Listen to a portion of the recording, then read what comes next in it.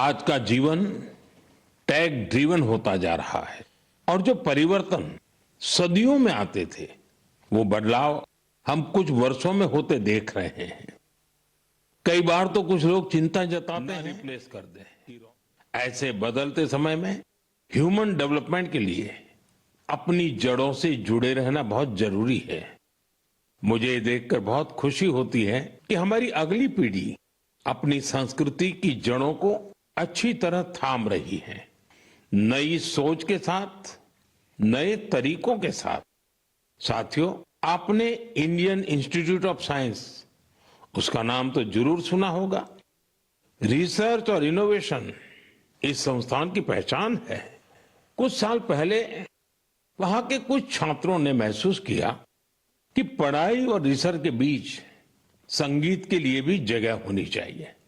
बस यहीं से एक छोटी सी म्यूजिक क्लास शुरू हुई।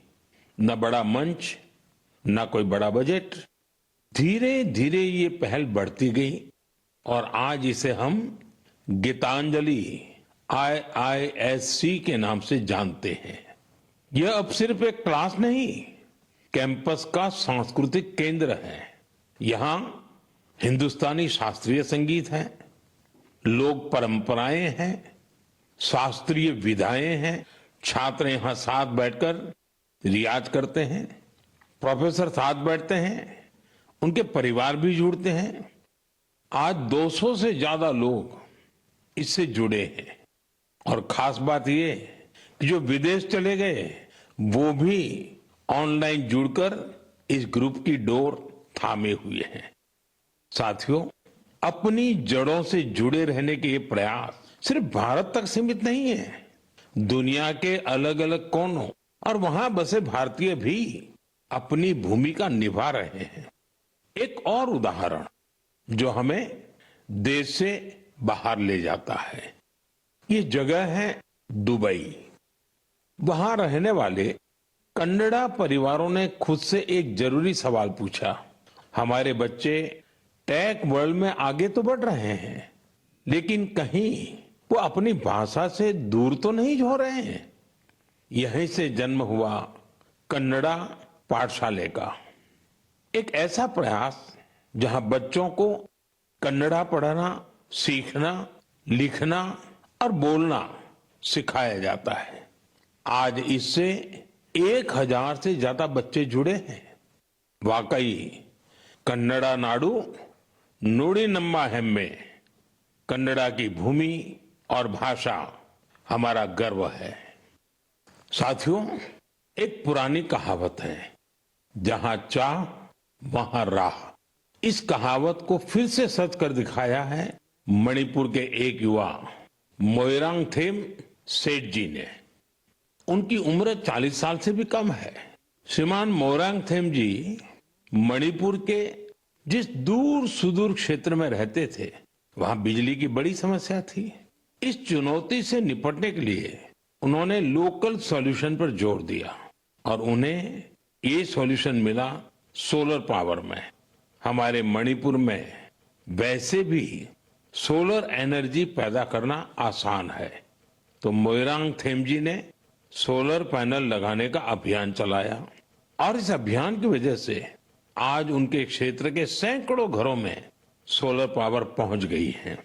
खास बात यह है कि उन्होंने सोलर पावर का उपयोग हेल्थ केयर और आजीविका को बेहतर बनाने के लिए किया है। आज उनके प्रयासों से मणिपुर में कई हेल्थ सेंटर्स को भी सोलर पावर मिल रही है। उनके इस काम से मणिपुर की नारी शक्ति को भी बहुत लाभ मिला है। स्थानीय मछुआरों और कलाकारों को भी इससे मदद मिली है। साथियों, आज सरकार PM सूर्यघर मुफ्त बिजली योजना के तहत हर लाभार्थी परिवार को सोलर पैनल लगाने के लिए करीब करीब 75 से 80 हजार रुपए दे रही है। मोइरांगथेम जी के ये प्रयास यूं तो व्यक्तिगत प्रयास है, लेकिन सोलर पावर से जुड़े हर अभियान को नई गति दे रहे हैं।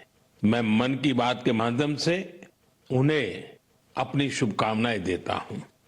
मेरे प्यारे देशवासियों, आइए अब जरा हम जम्मू कश्मीर की तरफ चलते हैं। जम्मू कश्मीर की सांस्कृतिक और ऐतिहासिक विरासत, उसकी एक ऐसी गाथा साझा करना चाहता हूं जो आपको गर्व से भर देगी। जम्मू कश्मीर के बारामूला में जेहनपोरा नाम की एक जगह है। वहां लोग बरसों से कुछ ऊंचे ऊंचे टीले देखते आ रहे थे। साधारण से टीले, किसी को नहीं पता था कि ये क्या है। फिर एक दिन आर्कियोलॉजिस्ट की नजर इन पर पड़ी। जब उन्होंने इस इलाके को ध्यान से देखना शुरू किया तो ये टीले कुछ अलग लगे। इसके बाद इन टीलों का वैज्ञानिक अध्ययन शुरू किया गया। ड्रोन के जरिए ऊपर से तस्वीरें ली गई, जमीन की मैपिंग की गई और फिर कुछ हैरान करने वाली बातें सामने आने लगी। पता चला ये टीले प्राकृतिक नहीं है, ये इंसान द्वारा बनाई गई किसी बड़ी इमारत के अवशेष है। इसी दौरान एक और दिलचस्प कड़ी जुड़ी। कश्मीर से हजारों किलोमीटर दूर फ्रांस के एक म्यूजियम के आर्काइव्स में एक पुराना धुंधला सा चित्र मिला। बारामूला के उस चित्र में 3 बौद्ध स्तूप नजर आ रहे थे। यहीं से समय ने करवट ली और कश्मीर का एक गौरवशाली अतीत हमारे सामने आया। ये करीब 2000 साल पुराना इतिहास है। कश्मीर के जहनपोरा का ये बौद्ध परिसर हमें याद दिलाता है कश्मीर का अतीत क्या था, उसकी पहचान कितनी समृद्ध थी। मेरे प्यारे देशवासियों, अब मैं आपसे भारत से हजारों किलोमीटर दूर एक ऐसे प्रयास की बात करना चाहता हूं जो दिल को छू लेने वाला है। फिजी में भारतीय भाषा और संस्कृति के प्रसार के लिए एक सराहनीय पहल हो रही है। वहां की नई पीढ़ी को तमिल भाषा से जोड़ने के लिए कई स्तरों पर लगातार प्रयास किए जा रहे हैं। पिछले महीने फिजी के राकी राकी इलाके में वहां के एक स्कूल में पहली बार तमिल दिवस मनाया गया। उस दिन बच्चों को एक ऐसा मंच मिला जहां उन्होंने अपनी भाषा पर खुले दिल से गौरव व्यक्त किया। बच्चों ने तमिल में कविताएं सुनाई, भाषण दिए और अपनी संस्कृति को पूरे आत्मविश्वास के साथ मंच पर उतारा।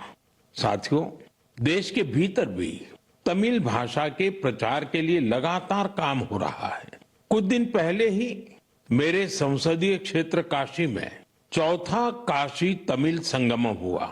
अब मैं आपको एक ऑडियो क्लिप सुनाने जा रहा हूं।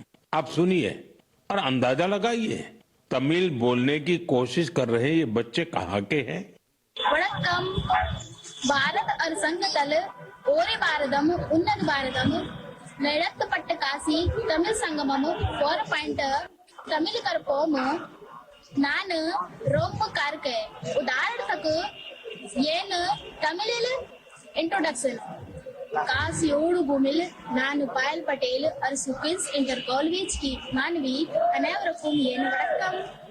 साथियों, आपको जानकर हैरानी होगी तमिल भाषा में इतनी सहजता से अपनी बात रखने वाले ये बच्चे काशी के हैं, वाराणसी के हैं। इनकी मातृभाषा हिंदी है, लेकिन तमिल भाषा के प्रति लगाव ने इन्हें तमिल सीखने के लिए प्रेरित किया है। इस साल वाराणसी में काशी तमिल संगमम के दौरान तमिल सीखने पर खास जोर दिया गया था। लर्न तमिल, तमिल कराकलम, इस थीम के तहत वाराणसी के 50 से ज्यादा स्कूलों में विशेष अभियान भी चलाए गए। इसी का नतीजा हमें इस ऑडियो क्लिप में सुनाई देता है। एन्न पेर वैष्णव नान निवेदिता शिक्षा सदन बालिका इंटर कॉलेज वाराणसी पढ़िக்கிறேன். நான் காஷி தமிழ் கற்கலாம் 4.0 ला तमिल भाषा पिक्कावुम इल्लुवम करेन. हिंदा वयपुक्क पराधान नरेंद्र मोदी अवगलेकु नान नंटी सोलिगरेन.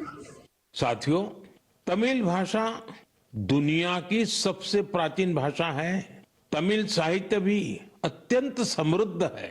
मैंने मन की बात में काशी तमिल संगमम में भाग लेने का आग्रह किया था।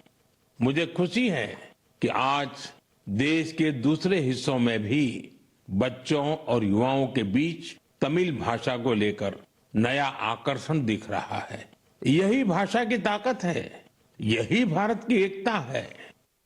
साथियों, अगले महीने हम देश का 77वां गणतंत्र दिवस मनाएंगे।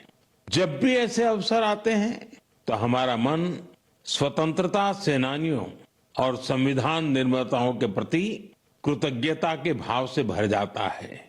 हमारे देश ने आजादी पाने के लिए लंबा संघर्ष किया है। आजादी के आंदोलन में देश के हर हिस्से के लोगों ने अपना योगदान दिया है। प्रेरक जीवन हर पीढ़ी का मार्गदर्शन करता रहेगा। હું पार्वती गिरी जी को श्रद्धांजलि अर्पण करूं छी। साथियों, ये हमारा दायित्व है कि हम अपनी विरासत को न भूलें। हम आजादी दिलाने वाले नायक नायिकाओं की महान गाथा को अगली पीढ़ी तक पहुंचाए। आपको याद होगा, जब हमारी आजादी के 75 वर्ष हुए थे, तब सरकार ने एक विशेष वेबसाइट तैयार की थी। इसमें एक विभाग अनसंग हीरोज को समर्पित किया गया था। आज भी आप इस वेबसाइट पर विजिट करके उन महान विभूतियों के बारे में जान सकते हैं, जिनकी देश को आजादी दिलाने में बहुत बड़ी भूमिका रही है। मेरे प्यारे देशवासियों, मन की बात के जरिए हमें समाज की भलाई से जुड़े महत्वपूर्ण विषयों पर चर्चा करने का एक बहुत अच्छा अवसर मिलता है। आज मैं एक ऐसे मुद्दे पर बात करना चाहता हूं जो हम सभी के लिए चिंता का विषय बन गया है। आईसीएमआर यानी Indian council of medical research ने हाल ही में एक रिपोर्ट जारी की है। इसमें बताया गया है कि निमोनिया और यूटीआई जैसी कई बीमारियों के खिलाफ एंटीबायोटिक दवाएं कमजोर साबित हो रही है। हम सभी के लिए यह बहुत ही चिंताजनक है। रिपोर्ट के मुताबिक इसका एक बड़ा कारण लोगों द्वारा बिना सोचे समझे एंटीबायोटिक दवाओं का सेवन है।